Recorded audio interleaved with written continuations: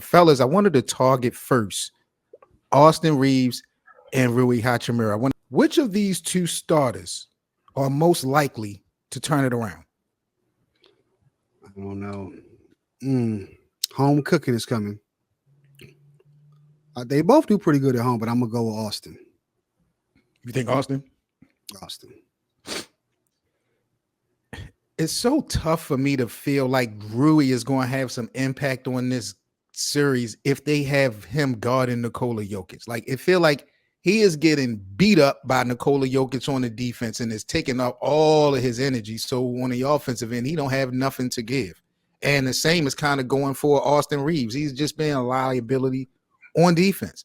Like I don't know how these guys are going to be able to turn it around because even though they can put up better numbers than they have in these first two games, they can't handle the assignments that they are, designated to have. I thought Austin Reeves did a pretty good job of Jamal Murray in that first half, but isn't Vando supposed to be back for this game? Yeah, and Christian Wood. They should help. What's your thoughts, Cole? Austin has been clamping Jamal Murray. Fact. Straight up. Fact. He's slowing him down. He's for shooting 4 quarters. Yes. Murray was not scoring until like that last minute of the game. He was clamping Jamal Murray. Yeah. But I think to turn that sounds crazy too. That sounds crazy. But it's it true. Really is, especially when Gabe is supposed to have been labeled as the Murray stopper. Gabe been on timing too, though. That's what I'm saying. Look what we're sacrificing offensively from Austin Reeves. Yeah, I feel like a part of that though is that like once we get to these second halves of games, offenses start to be like less free flowing, and it's more like one person dominates the ball. So that's gonna take a toll from them.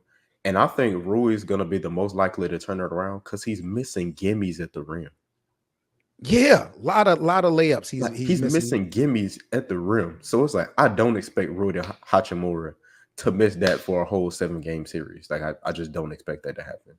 And I need him to pull in the mid-range game if he's off because his mid-range is killer. He needs some moves. I don't know why he ain't got no damn bag. He ain't got no moves. He has a bag. Cole trying to tell me he got moves. Rui, man, especially in the mid-range, he got. Ain't got no footwork. Yeah, he does. BA, who's more likely to turn this thing around, man, in game 3, Austin Reeves or Rui Hachimura?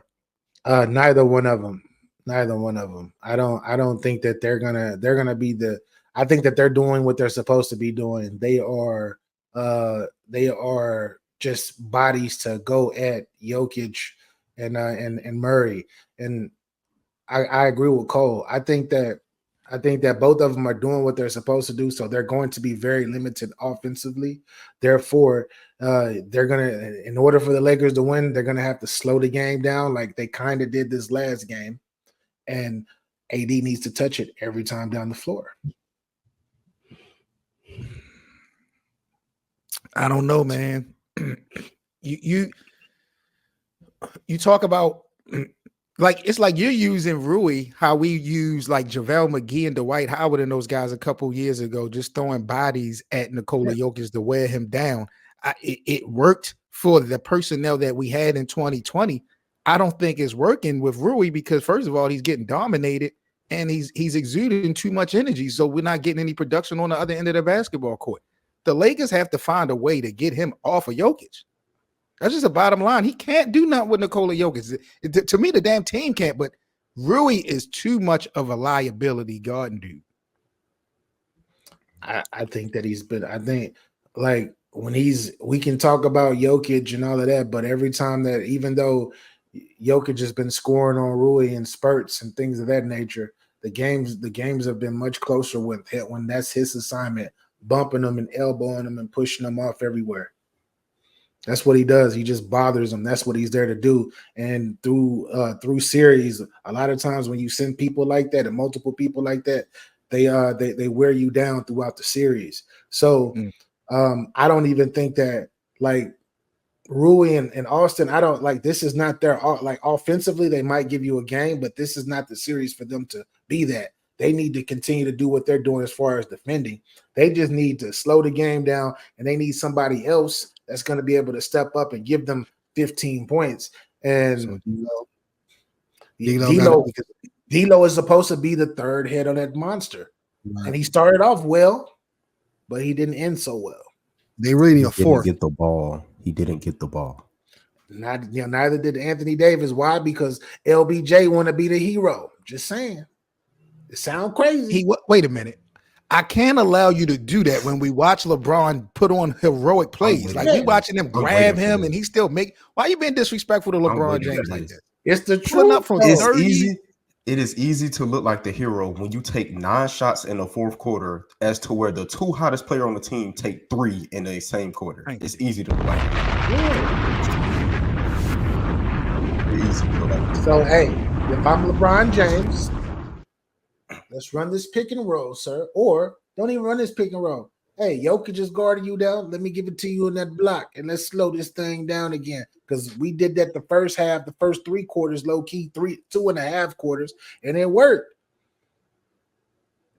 And they went. I want to see how honest BA is going to be. Because I said this to Hank.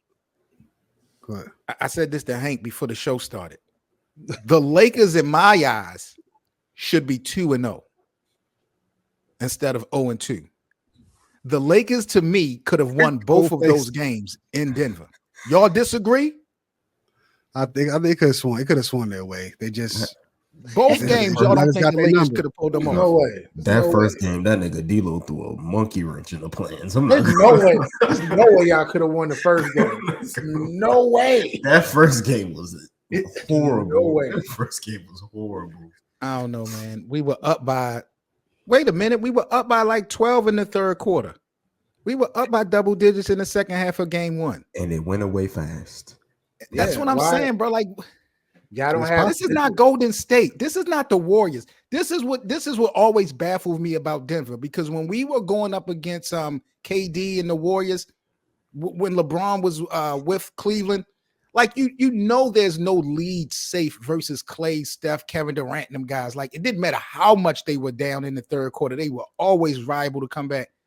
I'm getting that same vibe from Denver, but I don't feel like they attack us like you don't State value did. the players the same way you value Golden State. Right. And Denver does low key have some very, very good to great players on their team. Who though? Who is Michael producing? Porter Jr. They bringing back a whole nother. They bringing back dang near their whole championship team with just a few other different players. But I'm not gonna making it say seem Jamal, that but championship MPJ has team been is- frying. Yeah, MPG.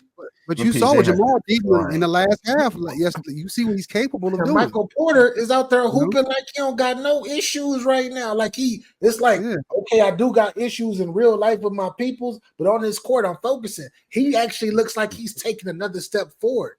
Like, It's like he he's Reggie needs to Miller get nervous in these situations. He looked like 2021 MPJ. Like he's hooping. Yeah. You talking about my family? Exactly.